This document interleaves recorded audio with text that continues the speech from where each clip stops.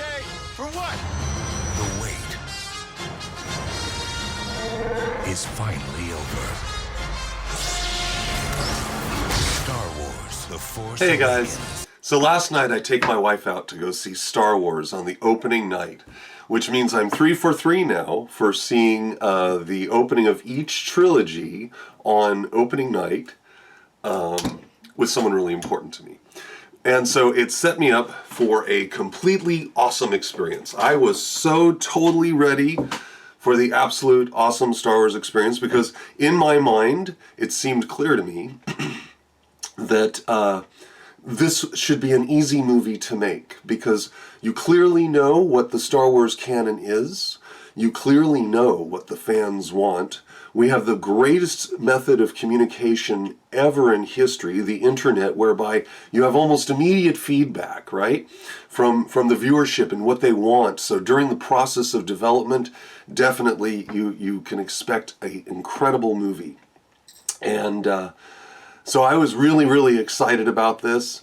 I have to say, I'm going to start with my positive list first, and then when we hit my negative list, you'll be aware that there are spoilers. That's part of the negative, right? Is that I have to kind of give you context for why there are negatives to this movie. But I want to keep it kind of on the upbeat because I don't want to really spoil the experience. Going to a Star Wars movie, good, bad, or indifferent, should be a process of shared common consciousness, right? You go in there and it literally sets the stage for you to dream and experience this unconscious dreamlike state, which allows you to suspend disbelief, assuming that certain rules are kept and stuff, that the movie remains consistent with the preceding rule set, right? So, anyway, so the things I loved about the movie, I absolutely loved Daisy Ridley, who plays Rey. She was my favorite character. Not just because she's extraordinarily proficient as a character in pretty much everything she does, but just because the actress conveyed so much emotion, so much intensity in her face. It was really quite amazing. Similarly, the young man who plays Finn, also a very intense guy. You can really tell that a lot of the actors who were in this movie were really excited to be a part of this historical event because without question Star Wars is an event in human history. It's something that we're sharing and it's going to be part of our popular culture. We'll be talking about this forever, just like we always seem to be talking about. I mean, come on, we've not stopped talking about Star Wars since it broke in '77. So the actors do a really great job. Harrison Ford manages to capture Han Solo again, and so he's that scoundrel with the heart of gold, and that crooked smile and everything. He was wonderful, and Carrie Fisher looked remarkably good. If you are aware of her background in history over the last several decades, you know, she kind of had a hard life there for a while, and she looked really great. Her voice sounds a little different if you're familiar with what she used to sound like, what she sounded like in the first movie and through the progress of her life. But beyond that, she also provides a good degree of acting skill, emotional support, all of that. And so, and of course, the set design, the scenery, the fact that there are real practical effects that the actors get to work with, all of that generates absolutely the proper environment to have an exceptional or outstanding movie. So there's my good list. That's it. That's all you get.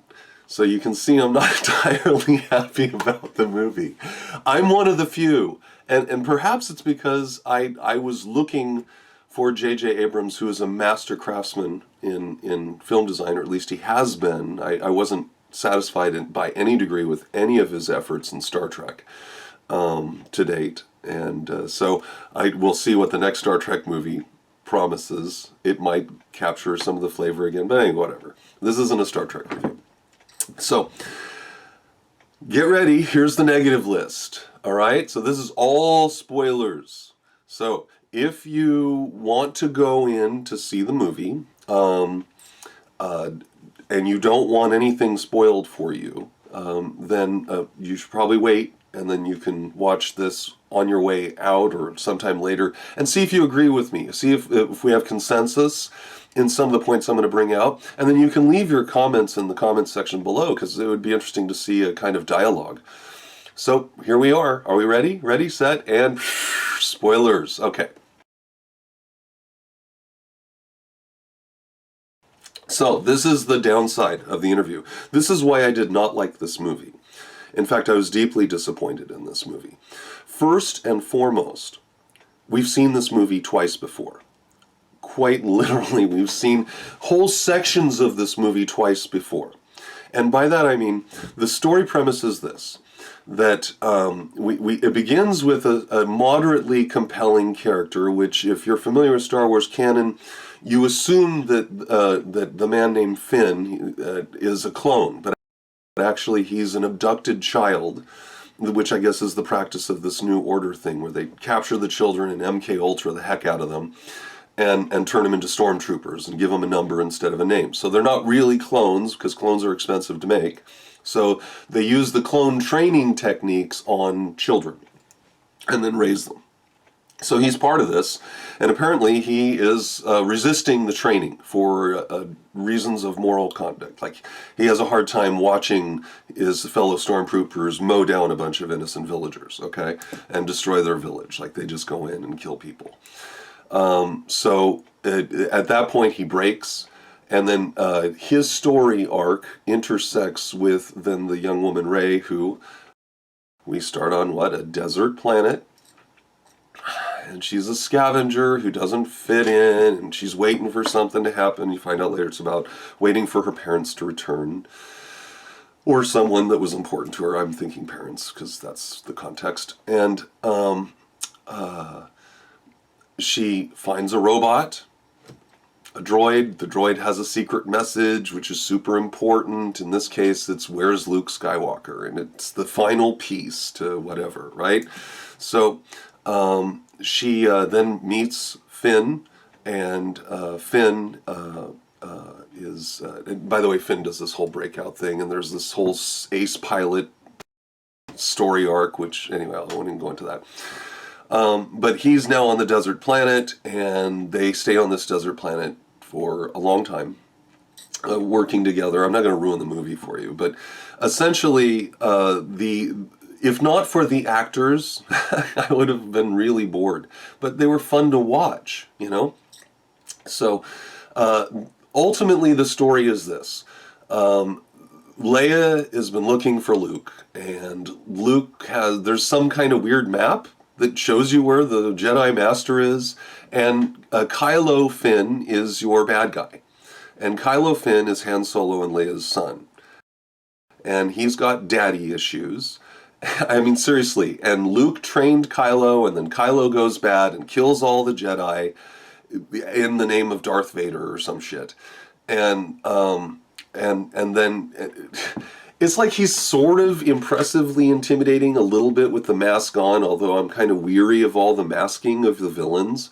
So they take the mask off, and he looks like a goth, petulant child. Like, literally, his emotive stuff is, "I'm just so mad, and I'm going to throw a fit." And that's really where we're at with this. And it's so disappointing, because the moment the mask comes off and he tries to be intimidating, I'm like, you look sort of like you could, you know, do an opening set for some band or something. I mean, it's just... He just wasn't impressive anymore. He looked like a really upset goth, or maybe an emo, really kind of, I'm so negative and life is so sucky, and it didn't work for me. So, that aside, and I'm not going to tell you anything about, like, what he does or whatever, but he's supposed to be like a Sith apprentice, except for there are no Sith titles anymore. No Lord, nothing like this. He's just Kylo Ren. And he's not really well trained. Or if he is, I mean, it seems like he's well trained.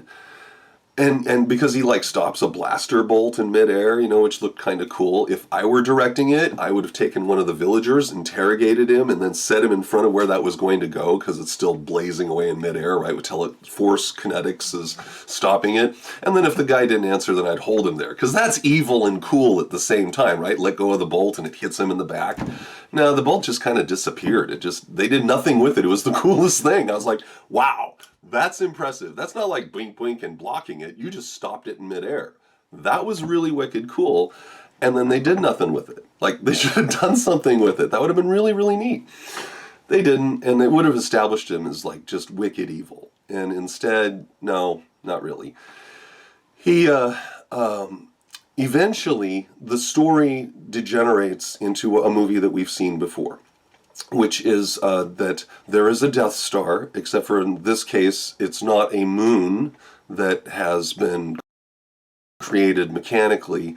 They've somehow or another geoengineered and excavated an entire planet.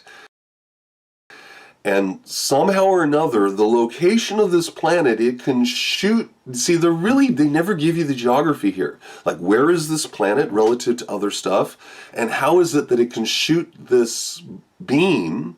Is the planet moving in some way that's not in orbit around the star because it powers itself from a star and it sucks a star dry to power itself, which then is some weird physics mechanics, right? Because if you understand astronomy, planets are like this, and stars are really big. And so, for a little planet to suck up a whole star, and then power that to shoot galactic distances? I don't know. Like, they just kinda, and then the bolt disappears, like, breaks into multiple bolts. You guys are gonna have to decide on this one. But just the fact that we are seeing a Death Star planet anything, I was just like, are you freaking kidding me? Because from that point on, it was exactly the same movie as Star Wars: The New Hope. Princess Leia is down with the Resistance on her planet. They're in some bunker thing. They send X-Wing fighters to go attack the Death Planet, which is an indeterminate distance away from where they are. Like, they never explain, like, what star is getting sucked up, how far it has to go. Is this a binary system? Where is all of this located? None of that is given to you. It's just kind of like, fuck it. And it drove me crazy because you just, to suspend disbelief and have a magic planet that sucks up stars, give me more. Just a little bit. Like make up a word and say it puts it in the quantum space conductor and thereby just something. And then instead of having a tiny little hole to shoot in, right, to drop your torpedo, it's now this giant complex because it's a planet, right? So now you have a planetary-sized complex. So it's a big complex that's vulnerable because, if I'm going to excavate a planet and utilize it as an energy source and weapon, I'm going to leave the most vulnerable energy exchange system on the surface somewhere where a bunch of dudes can get in. And then the second thing that just blew my mind, see, this is why I can't believe people are like positive about this movie. You have a planetary-sized death planet, and